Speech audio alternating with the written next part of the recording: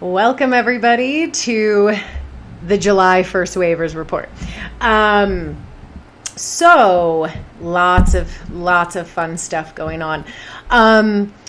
We will just do a quick little recap of June. Okay, so during the month of June, as I said in my last report, the only word that was really coming to me for that report was vibes, right? I was like, and for a lot of you, June could have been a tumultuous month. It could have been a very relaxing month. It could have been an introspective month. Basically, whatever the vibe was, right? It was like, if we could tap in to whatever vibe we wanted to experience, we really did have the opportunity to create that. And I did really see that throughout June. There was kind of this interesting phenomenon. We had a lot of Cancer energy, of course. So we did have Jupiter enter Cancer on the 9th. We had Mercury in Cancer. And we had then the summer solstice. We had a new moon in Cancer. So it was a lot of Cancer energy. And I've shared with you guys before. I used to have a really tough time with Cancer energy, with Cancer season in general. And I always kind of attributed it to, it depends on your chart, right? For those of you that naturally have Cancer energy, I think, you might have been fully kind of immersed in the Cancer vibe and it would have been great. For me, it was always really challenging. I do have a Capricorn stellium. I'm in those millennial years where there was like every planet under the sun in Capricorn. And I also have Chiron in Cancer. So my wound, right, is in Cancer. So I always had a really hard time with it. And this was like the first Cancer season. It's not over yet, but this has been the first kind of Cancer season where I really appreciated the archetype of Cancer. And I also feel that because, right, Pluto was in Capricorn for 20 years. Throughout that time, we also had Saturn in Capricorn. We had Jupiter in Capricorn for a period of that time. There was a lot of opposition to the Cancer archetype. And I shared with you guys my vision of this kind of very beautiful, almost like the higher self of Mother Earth, right? This very motherly, nurturing, right? Cancer's watery. It's filled with the nourishment of life, right? Think of like the womb water. So that was my vision of that kind of coming in and merging with us. And because the nourishment that comes from Cancer is very different than the nourishment that comes from Capricorn, right? And so I think for a long time, a lot of the feminine archetypes were very distorted, right? And this is due to the fact that they have cut the mother out of basically everything. They cut her out of ancient texts. They cut her out of religion. They cut her out of society. And again, that was very purposeful. So we have had a huge disconnection from the mother. We've said this for many years. The mother is the source of all life. She is the source point. She is the original source. And so Cancer is a very important archetype for us to kind of reintegrate with. And I think before, like I said, Venus specifically, and the moon and Neptune and Jupiter, those feminine archetypes were really distorted, either because they made them masculine in nature or because they purposely distorted them. And so the Cancer archetype, and what I am seeing is the vision of Mother Earth's higher self, which is in fact, the Great Mother, is really streaming through with this Cancer energy. And so what I felt in the month of June was I could see this split, right? These, and I talked about this in an update recently, but I'll kind of briefly touch on it again, is the way that we are perceiving life. It is through the lens of our own programming. It is through the lens of our wounds. It is through the lens of our traumas and through the lens of our consciousness. And so depending on the lens that you had, June could have been a really tough month. It could have been chaotic. It could have been really emotional, emotionally challenging. It could have been very triggering. It could have been very overwhelming. There's all these different lenses through which we could see it, but it could have also been this feeling of wholeness, this feeling of integration, this feeling of beauty. And again, it just depends on the lens. And so I kind of saw a lot of that where depending on the lens we were seeing it from, everyone had wildly different experiences. And so this is, bringing us into July. By the way, the summer solstice was huge this year for the Northern Hemisphere. There was just this massive amount of energy that was coming in. And again, we don't really have technology to measure incoming energy other than through solar flares, which we did have quite a lot of solar flares. We had heightened geomagnetic storms, but this was a little bit different. And again, what I was feeling from this was the pulse, right? This was the pulse of our original source point. I talked about, reintegrating with the galactic central moon in the light body last month because we've only really connected with the sun and the galactic central sun. But of course, there is the yin, the galactic source point, where the feminine essence of life really emanates from. And so we've been kind of bathed in this energy of life, sustenance, a spirit, the mother, the heart.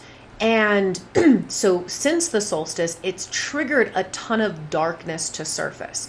And I know that I've been talking with you guys since January, I think, about Mother Earth's baseline, right? Moving up slowly and steadily, leading us up to the date of 7/7. And again, I'm not going to predict that anything crazy or huge or this is going to happen on this date, because I think that's attachment. But I do feel that this date is very significant.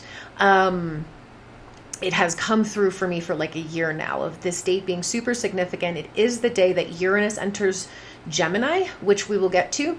But it is also the date that the galactics and Mom kept giving me about the baseline hitting 200, which is where you move out of life-draining frequencies and you enter life-sustaining frequencies, right? And of course, life-sustaining frequencies is love. It's pure source energy, because source and creation doesn't die. It doesn't need to take energy externally. It's constantly sustaining its own life force, right?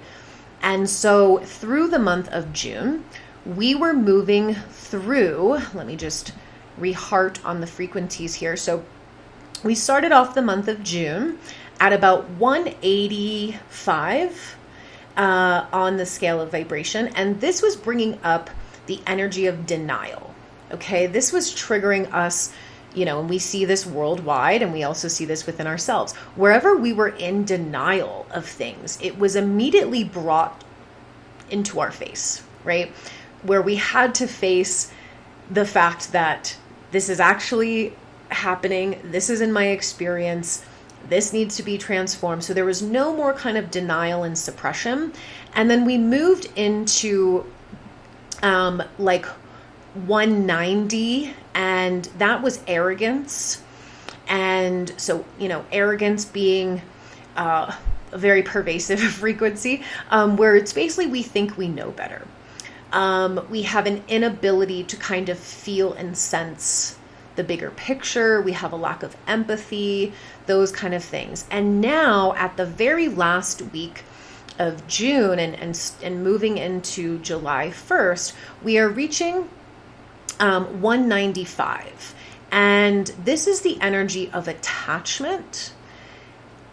And I think woven into attachment is kind of expectation, right? Because when we expect something, it means we're attached to the outcome. We can have an expectation of another person, which means we are attached to that person being and doing what we expect them to do, or we can have an expectation in general of a certain outcome, or, the way things should be, what we want to happen, right? And this creates attachment. And so what's happening now is throughout the first week of July, again, leading up to this 7/7, we are going to be moving through these last little bits of frequencies, which will be attachment. And so what the galactics were sharing was, in truth, we don't know everything that's going on, but there is a lot of other channelers who are speaking about the same thing.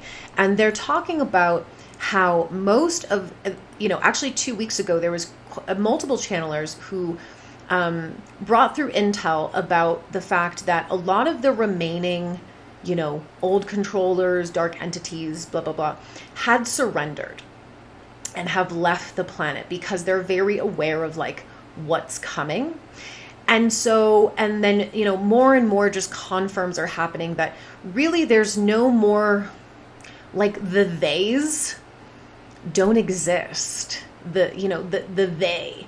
And the only thing that is remaining is the programming itself, which is still running, and those who are attached to it. Those who are still attached to the programming continue to play it out.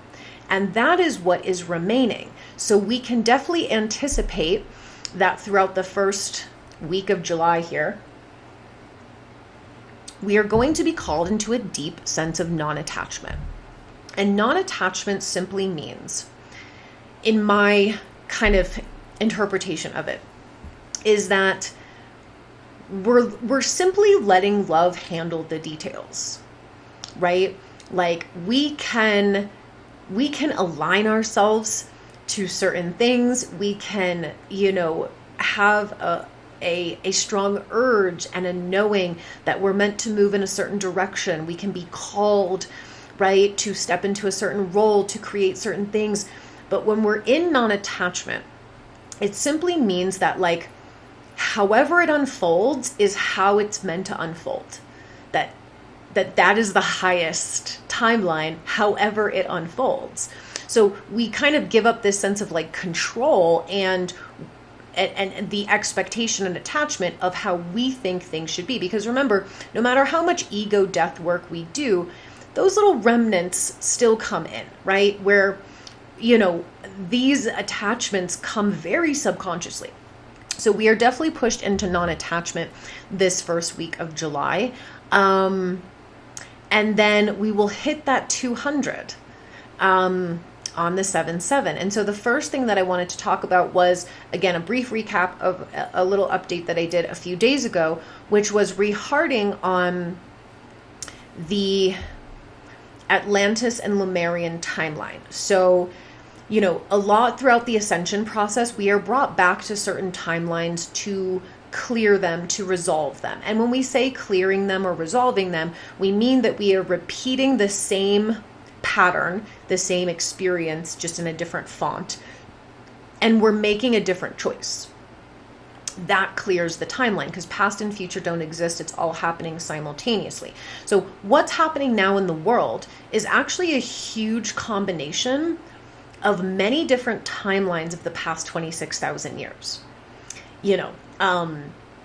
It's kind of a culmination of all of the incorrect choices that were made.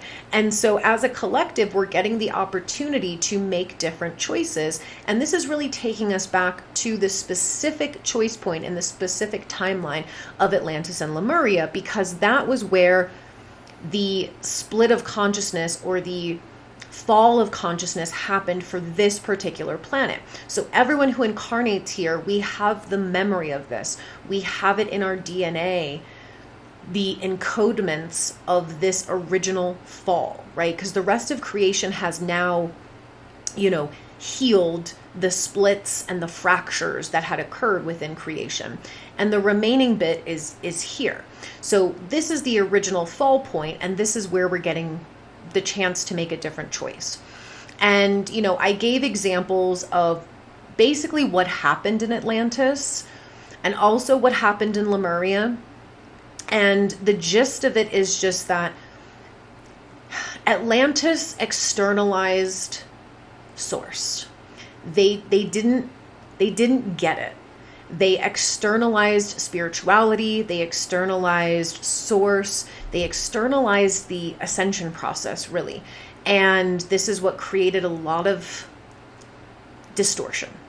This is what created a lot of issues, which ultimately led to the misuses of technology and the misuses of power. And on the Lemurian side, I think like I shared before, I think there was a little bit of a naiveness, a little bit of, the love and light rainbow bubble, and not really recognizing what was happening, and not really, and kind of in a way just letting it all unfold, right? But and that's, I think, something the Lemurian consciousness had to transform and heal, which was like, we can't just surrender to the ego. We can't just give our power away, because we don't want to interfere, or because we don't want to take a stand. There were evolutions to be had, I think, in both consciousnesses. But everybody on the planet carries Atlantean and Lemurian consciousness, right? Because we all come from this place. Now, some have a little bit more than others. There are some that have more Lemurian than Atlantean, and some vice versa. But in general, especially this month, especially after the 7/7, the collective is going to be heavily tested in, again, making different choices than what was chosen in Atlantis. And subsequently, after Atlantis, they used all the Atlantean research and experiments that they were basically doing, and just used that on humanity moving forward, which is what created the ego-programmed mind, which is what created the false timelines, is what created the Matrix as we know it to be, all these things. So also, all of the Atlantean consciousness is what the ego programs make up. It's not like, and this is why I say non-attachment as well, because many of you might have resonance with being in these certain civilizations. You might have memories or a knowing or a feeling that you were in, these particular locations. And the key is not to attach to them as like, oh, I had this life here and I had this life here, because we all are sharing in this consciousness and we all have to take accountability for it. So the recommendation for definitely the first week of July, but also moving forward throughout July, is to reheart yourself on the Atlantean programmings, aka the ego programmings. And they're on the website. There's full guides in depth about this, is to really go through these and to really be very clear and honest with yourself of where these programmings are still playing out. Because what is going to happen on 7/7 is not only do we hit that baseline, right? Which means this is kind of where the split of, we're not splitting consciousness, because that's really not the point of the ascension. It's to unify consciousness. So it's not that we're splitting consciousness, but we will be splitting an experience. So there will be many who move on to the higher grids after 7/7, which I'll talk about next. And then there will be those who are still living on kind of the old grids without knowing that they're dissolved, right? We're kind of playing out a program that's no longer working. And we will all really be pushed into the higher grids. And so when Uranus enters Gemini, we are moving into an entirely new 7-year cycle, because Uranus takes about 7 to 9 years, sometimes a little longer, to shift signs. And so when Uranus first entered Taurus back in 2018, whenever a planet first enters a sign, and typically when they leave a sign, this is where we see the most kind of loudness of the transit, right? Similar to like when Pluto moved into Capricorn in 2008 in the market crash, like very similar to that. So when Uranus first entered Taurus, which was in May of 2018, we had extreme earth and weather events that year. There was, huge earthquakes and tsunamis. There was wildfires, there was extreme heat. So we kind of saw like what was going to start happening. 2018 was also when, a lot of the crypto market started really booming as the alternative to, mainstream financial markets, things like that. And so with Uranus sitting at these critical degrees and seconds of Taurus throughout the first week of July, it's definitely going to be interesting. We could definitely see as Uranus makes his way out, and he will return to the 29th degree of Taurus later in the fall, but right now he is making a point. And I think one of the points is we've seen in the last week insane weather patterns and events and anomalies, and that is the Earth speaking to us. That is Mother Earth telling us things are changing. And we either need to evolve with her, or, we're going to have the karmic experience there, because the Earth is on her ascent, and the mother energy has returned to the planet to reclaim it in the proper blueprint. And so she's going with or without us. It's really up to us to evolve with her and to match her. So right before the 7/7, right, we have July 4th, which of course is Independence Day in the United States. Now, this is interesting. The US is the ascension point. Okay, I've shared that, I think, many times. I think this will be a very interesting 4th of July for us in terms of what's currently happening in our country, the political climate, the societal vibe that's going on. Obviously, Uranus and Gemini was present during events like the Civil War, the American Revolution. Pluto and Aquarius was present during the American Revolution. So we have some of those vibes going on. But again, choice points. We either repeat the past or we make different choices. But what's interesting about the 4th of July is that Venus, who's the ruler of Taurus, she has been transiting in Taurus for the last 4 or 5 weeks. She is going to meet up with Uranus exactly at the 29th degree, 59 seconds on July 4th.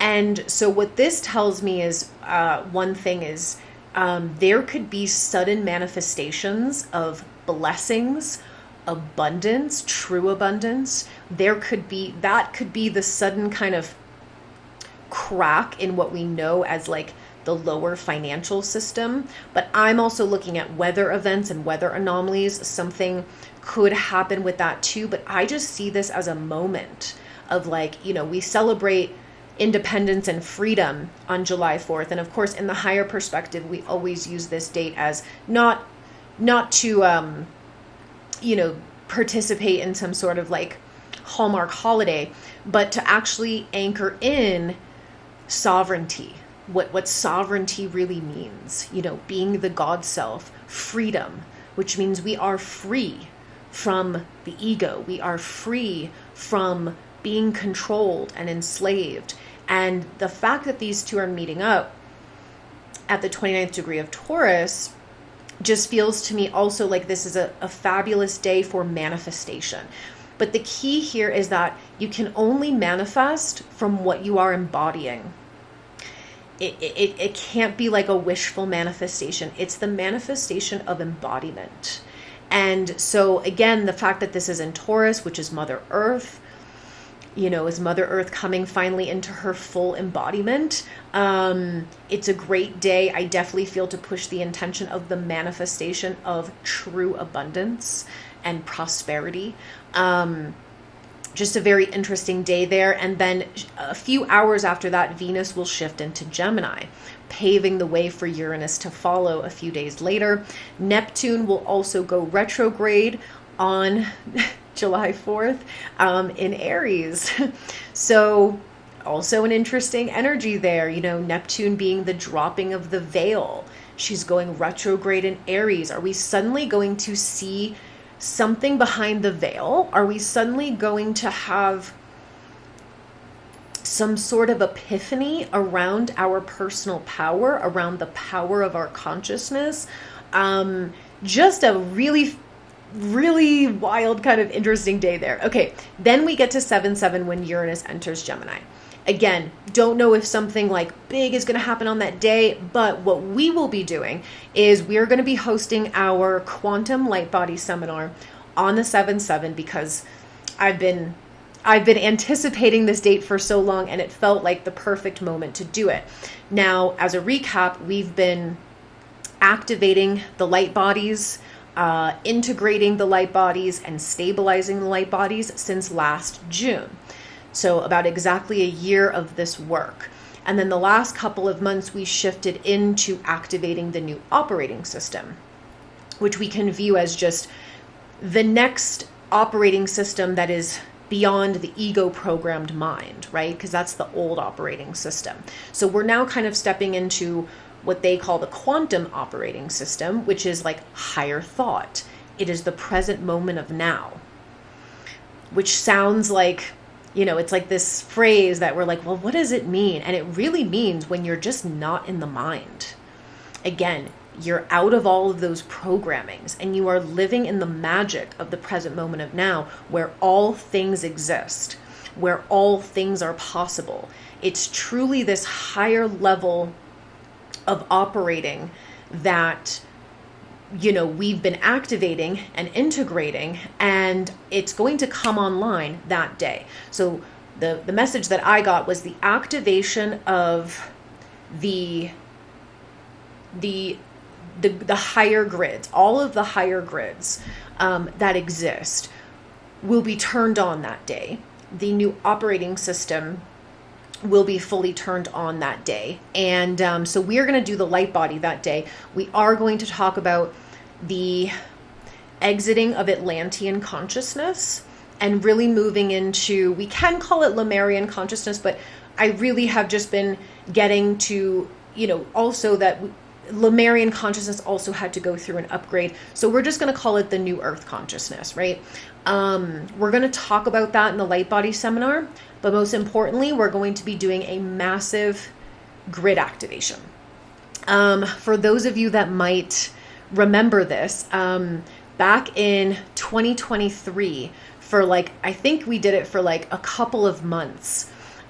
We did Fire the Grid events. So for those of you that remember that and might have joined in on that, we did what was called Fire the Grid events for many, many months back in 2023, and we started in July. Now, the Fire the Grid, the idea of that and where that comes from, started back in 2007. Which was actually like a very pivotal year. That was the year that Mom actually began her mission. And in 2007, the light worker community was really starting to boom. That was when it really was taking off. So there was massive groups of light workers all over the world who were participating in Fire the Grid events. And Mom actually led a lot of these events as well herself, which is where we knew the idea from and how she explained it. And they were basically firing up the New Earth grids. And they did a massive event in July of 2007. I believe it was 7/17/2007. So we hadn't done it in 2 years because during that time I was guided to activate all those grids. And then last year it was a lot about the light body and getting our physical vessel and our consciousness kind of aligned with those grids. Well, they are bringing back the Fire the Grid energy. Mom would and the Galactics are like, this is a window of time. So between 7/7 and 8/8, so which is the Lionsgate portal, we're going to be doing some massive Fire the Grid energies. I'm getting guidance through about that. I will, of course, post and put that out. But they basically gave me this idea or this kind of vision, and they said, because starting on September 1st, this is when we get some of these planets in retrograde. So all the planets that changed into new signs this year, which was really, to me, the marking of the new Earth energies are here. It is all new energy. We are not having any old, outdated energy. It was Pluto changing, the North Node changing, Neptune changing, Saturn changing, Jupiter changing, and finally, Uranus changing. But starting September 1st, these outer planets, besides Pluto, start retrograding and dipping back to their previous signs. So come time in the fall, I will definitely be talking about what I feel these retrogrades are doing for us. I feel we have to go back to some things. There's a reintegration. There's, something divinely orchestrated with that. But basically between 7/7 and September 1st is this window where the new Earth energies are palpable. It's when all of these outer planets are in their new signs, which they will continue to then be in 2026 and beyond. So we are getting the first glimpse of what the new paradigm, vibe, and energies and blueprints are that are coming in. And so we have this window of time between 7/7 and 8/8 to do what they're calling the New Earth Activation Project. And this is basically to just fire up everything we have been working on, to activate and fire up and really bring into our embodiment and intention all the grids we've been working on. They have some other ideas where it won't just be grids. It could be ley lines. It could be stargates. It can be templates, blueprints, but there's going to be a lot of stuff that we bring in this window of time. And so on 7/7, we're going to start with a massive grid activation in the Light Body Seminar after we go through kind of the Atlantean consciousness dissolvement and talk about the New Earth consciousness. And so for those of you that want to join us on this date, please do. We'd love to get as many people as possible to do these activations. And then moving forward after that, we'll be doing many more up until Lionsgate. Now, on July 10th, we have a full moon in Capricorn. So that's interesting. And so again, I think the Capricorn consciousness that archetype's gone through a huge change. And now that we have Jupiter in Cancer, the Sun in Cancer, I feel like this full moon in Capricorn is really this deep release of the patriarchy. It's like this final goodbye of like, we are moving out of this illusionary paradigm. It was never true reality. It was not, it's never been aligned with universal law. It's never been aligned with the way creation actually works. And so I just feel like this full moon is going to be a big kind of letting go of that era. I think capitalism, I've seen so much of the Pluto and Aquarius humanitarianism, is people really, talking about the death of capitalism. And I completely agree with that. That goes in with the patriarchal structure too. This is just going to be a monumental kind of full moon that happens just a few days after Uranus enters Gemini. And with the Uranus in Gemini, the difference between Uranus and Taurus is that Uranus is the disruptor. So you guys have to understand Uranus's archetype. He is a disruptor. He is an enlightener. He is a rebel with a cause. And so what Uranus does is he refuses to conform to dysfunction. He refuses to conform to the status quo, to dysfunction, to what is not working. He is like the ultimate rebel, and he will not allow the ego to be comfortable, right? Because the ego loves to be comfortable. This is why we've always taught about being comfortable, being uncomfortable is part of the ascension process, right? Uranus will not let the ego rest, okay? He is there to disrupt its comfort. He is there to disrupt its belief systems, its stagnancy, okay? And so he also gives us epiphanies, revelations, inspiration. He gives us this kind of lightning bolt of divine energy to be authentic to ourselves, to have the courage to go against the grain, to say the things nobody else is willing to say, to go down the path nobody else is willing to go down, and to ultimately disrupt the matrix. And so when he was in Uranus, and he's been in Uranus since 2018, what has he been doing? He's disrupting the hell out of the financial system. He is disrupting the hell out of our comfort zones. We have all been massively uncomfortable since 2018. I know I sure as shit have. That was the year I joined Mission. I actually joined Mission the same week Uranus transitioned into Taurus, which is interesting too. He has disrupted our laziness, our stagnancy, our attachments. He has disrupted our ideas about what abundance means. He has disrupted our idea of what we're worth and our value, and in a good way, right? He has also disrupted the status quo of the earth, right? Because Mother Earth has been very, very patient. And since 2018, she has lost her patience. Mother Nature has been letting us know, especially like the past couple of years, she's in charge. And, you know, you can't control nature and you can't control Mother Earth. And so she's been rebelling against her own enslavement, right? Now, when Uranus enters Gemini, Gemini rules the new operating system, okay? In the shadow of Gemini, it rules duality, which is the ego program that is at the Atlantean consciousness. In the higher, Gemini is not about duality. The essence of the archetype of the twins,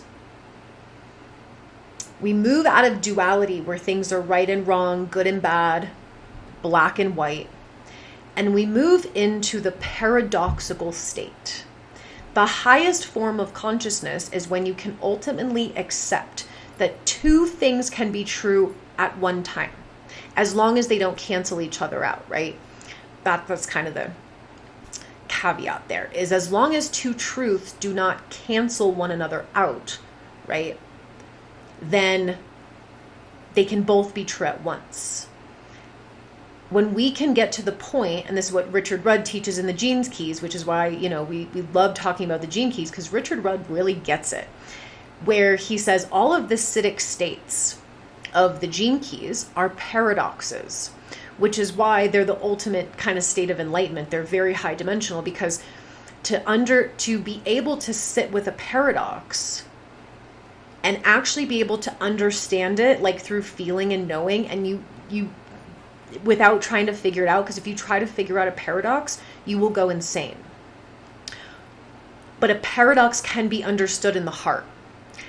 And that is what the higher perspective of Gemini is. It can hold paradoxes. It can hold multiple truths. And it's not trying to be black and white. It's not trying to prove one way or the other. It's not attached to information. The key of the Uranus and Gemini transit is this, that Mom taught me, is that truth is what is highest in the moment.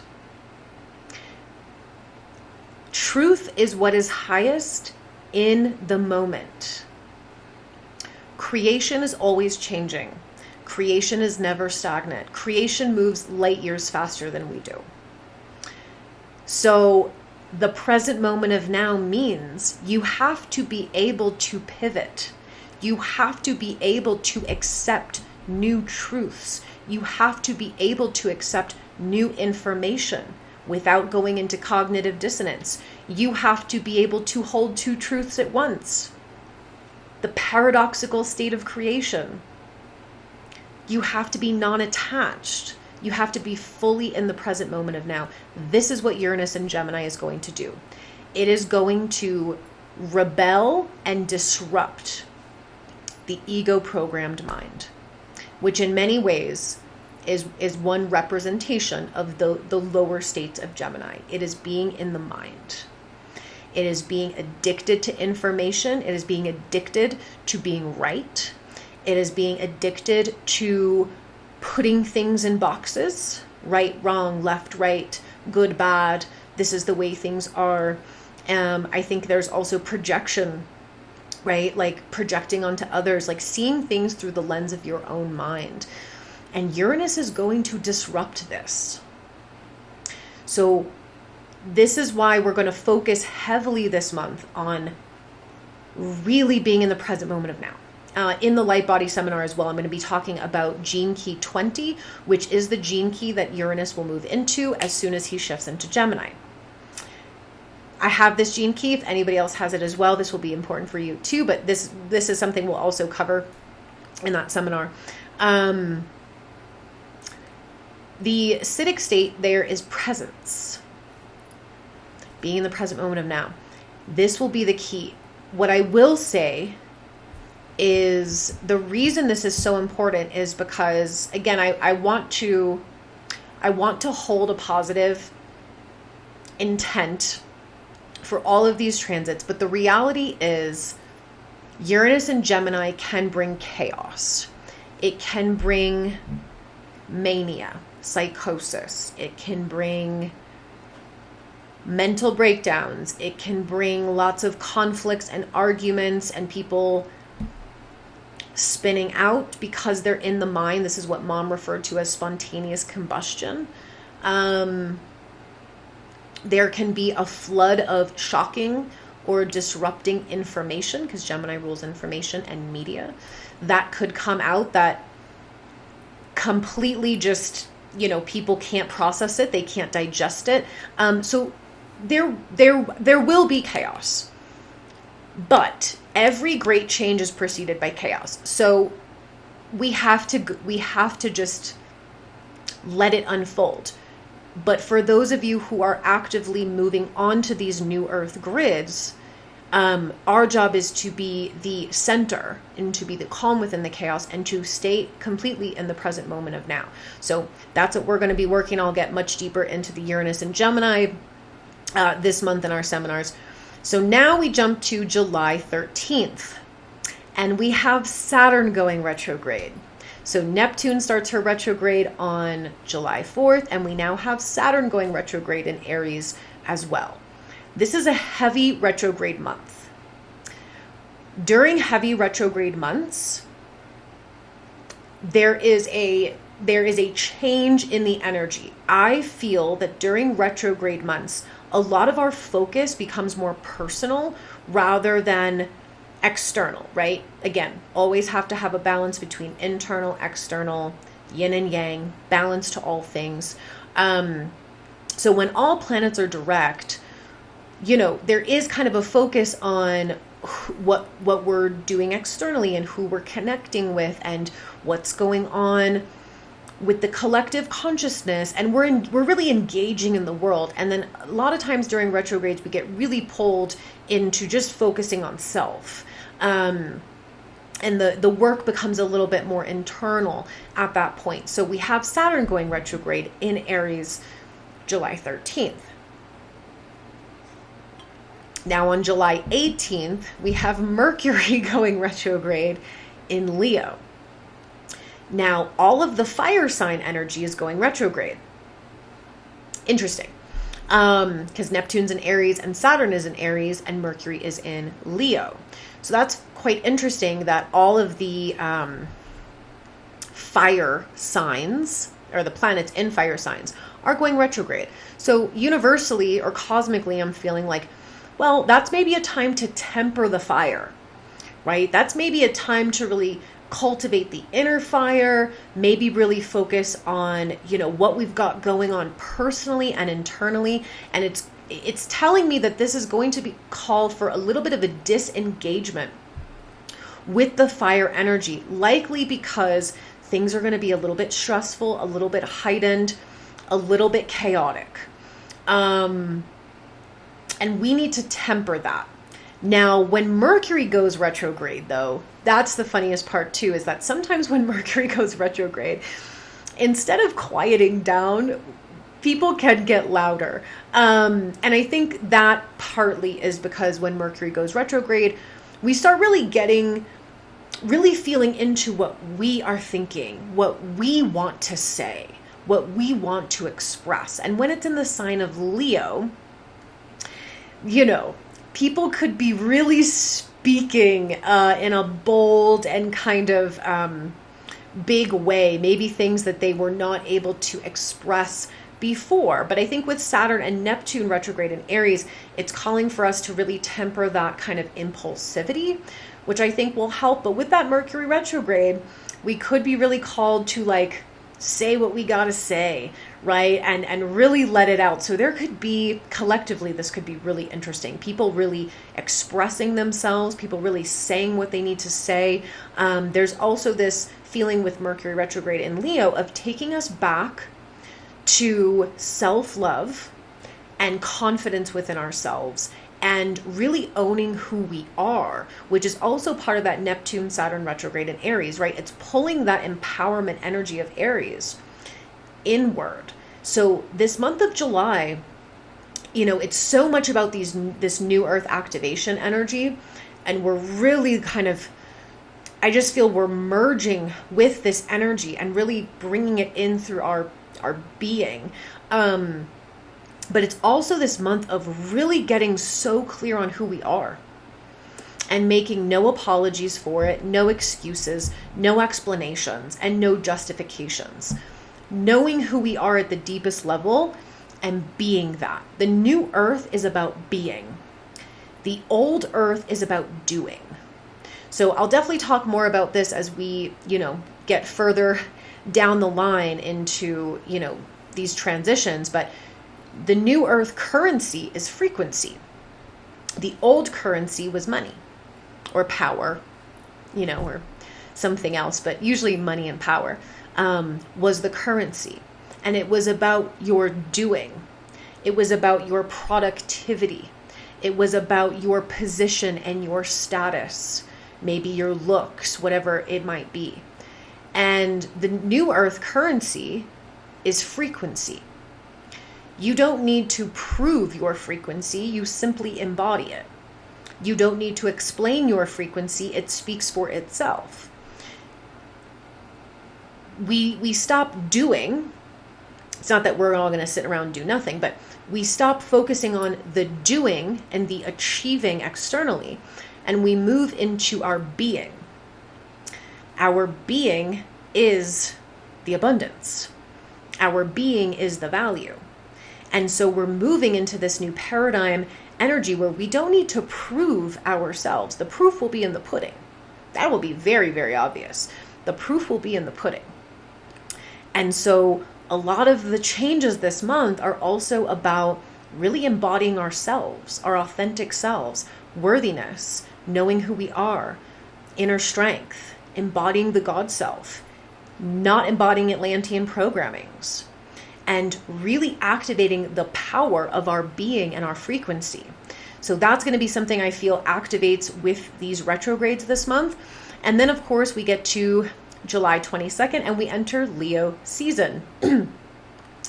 Again, Leo is all about being who you are. It is all about kind of the soul's essence, the truth and the authenticity of who you are, and the power in that. So as we get towards the end of the month, I think that theme will become also very clear. And then we have a new moon in Leo on the 24th. So big kind of back-to-back Leo energies where, again, this change in paradigms. One is about doing, enslavement, externalization, money, power, control. And the other is about being and frequency and embodiment and our sense of giving and receiving, right? Our sense of the God self and how that's expressed uniquely through us. Now, finally, at the end of the month on July 30th, we have Chiron, who is also in Aries, going retrograde. So all three planets in Aries are going retrograde this month. Again, I just totally got that feeling of this is where we come into who we really are. this is when we are ready to walk into those higher grids, into this new earth energy, being whole, being completely whole and integrated and empowered. It really is the unveiling of the God selves. And on the same day, Venus enters Cancer. So she's going to move out of Gemini and she's going to enter Cancer. She's going to join Jupiter.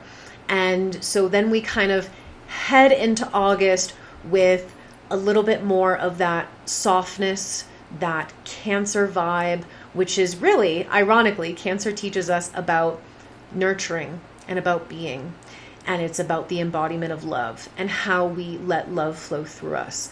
And so that's going to set us up for, a kind of interesting August as well. But again, leading us up to that 8/8 portal date, which will be very, very powerful. So this is going to be quite an interesting month, I must say.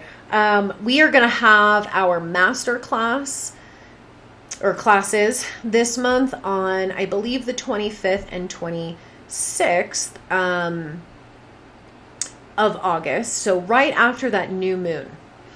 And I'm not sure entirely what we'll cover, but I do feel, again, we are going to be focusing on a little bit of these themes around being and frequency, and that kind of being this new foundation for us moving forward.